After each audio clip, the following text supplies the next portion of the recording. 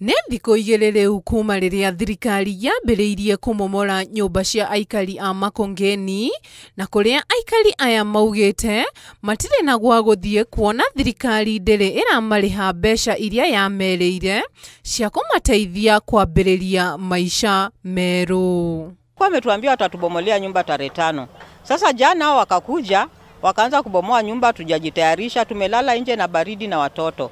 Aikari aya maugĩte thirikari nĩ ĩramakungia wara kuona matirĩ marĩhwo ciringi 150, no marauga matigirwo mandĩkithio marĩtwa, no ĩndĩ arĩa mamũkĩrĩte mbeca ici nĩ ene nyũmba cia kũmakomborithia.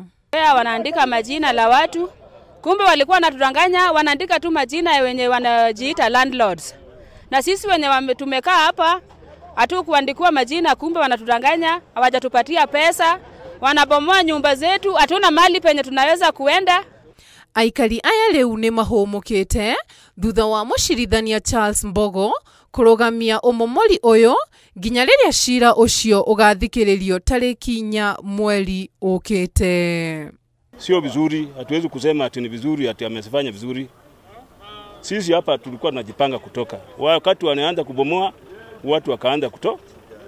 Wakati kuna wale watu kidogo wamepata pesa, wameanza kubomoa kutoka, lakini serikali bado watu wanajipanga kutoka. Siku 5 hata haijaiza tangu watu wapate pesa, sasa hivi wamebomolewa. Ngiribotera Inooro TV, rĩtwa rĩakwa nĩ Juliet Wadia wa Muthoni.